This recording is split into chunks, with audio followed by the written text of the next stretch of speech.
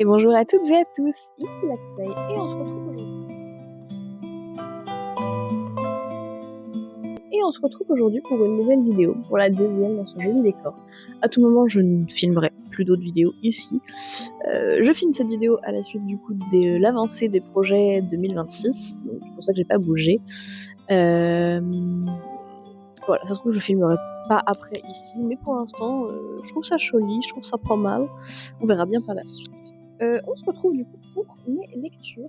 Lecture du mois de juin, on en a 3. Voilà, 3 petits romans. Parce que j'ai déménagé, donc j'ai pas eu le temps de lire beaucoup plus. Voilà. Hop, on va les faire du coup dans l'ordre dans lesquels j'ai lu. J'ai lu en premier La Maison des Pancakes aux fraises. C'est du coup Dream Harbor. C'est la série Dream Harbor. Bienvenue à Dream Harbor, c'est ça. Onyx, le chat m'embête depuis ce matin. J'avais du coup déjà lu La Ferme des Sapins de Noël, que j'avais lu à Noël, et il y a le Pumpkin Spice Café et la librairie des Sirènes à Monroll, que j'ai pas encore lu, et il y en a un autre qui va sortir du coup cette année, qui est La Boulangerie du Pain d'épices, mais c'est les 3 que j'ai pas lu du coup pour le coup, c'est des tomes vraiment plus automnales, donc j'avais à attendre l'automne pour les acheter et les lire. Là, du coup, on est vraiment sur le tome du printemps-été, où on suit Archer, qui est un chef de cuisine très connu, très compétent, et qui lui habite en ville, en très grande ville, et qui se retrouve à devoir revenir à Dream Harbor, ou à venir pour la première fois, je sais plus, parce que du coup, son ex-copine est tombée enceinte, lui a caché la grossesse, l'enfant, etc. Sauf qu'elle est morte, et du coup, c'est lui qui est le responsable légal de sa fille, dont il ne connaît rien. Donc il se retrouve à devoir venir à Dream Harbor, et en plus du coup il va trouver un petit boulot parce qu'on a bien besoin d'un chef cuisinier. Et à côté de ça, on a Iris qui a grandi à Dream Harbor, mais qui est un peu, comment dire, qui n'est pas très sérieuse, pas très assidue, qui a du mal à garder ses boulots, et qui va du coup rencontrer Archer et devenir la petite nounou d'Iris. Et évidemment, du coup, il va se passer ce qui va se passer, ils vont tomber amoureux, tout ça. C'était très mignon, très sympa. J'ai un peu plus préféré quand même le tome de Noël par rapport au personnage, j'ai plus accroché, mais il reste super cool quand même. Ensuite, un peu dans la même énergie, la même vibe, j'ai lu In My Pistachio Area. Ce livre, il a buzzé sur internet parce qu'il sent.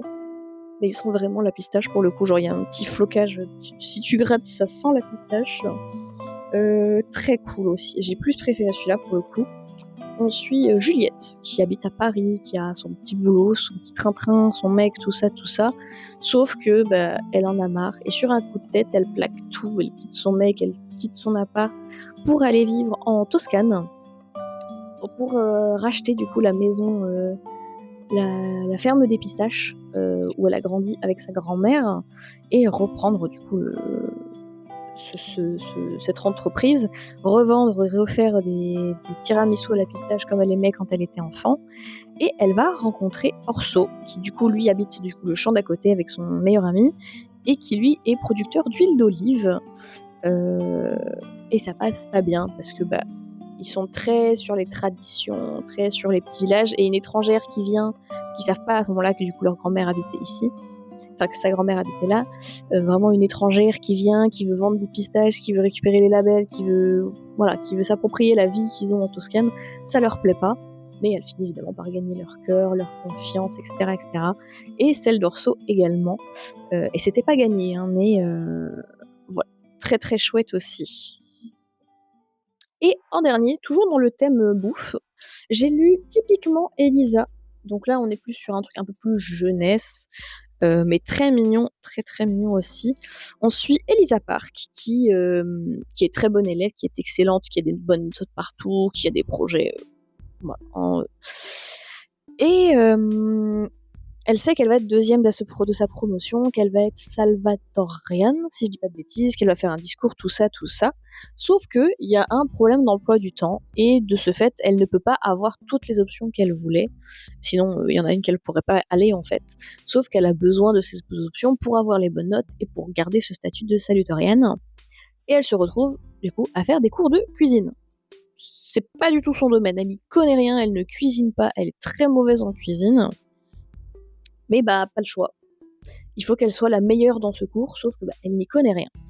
Heureusement pour elle, le prof, il fait un truc, c'est que les notes vont être...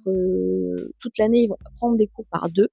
Et elle se retrouve avec Weasley, qui est du coup le meilleur élève. Lui, il vit pour la cuisine, vraiment, c'est sa passion, c'est sa raison de vivre.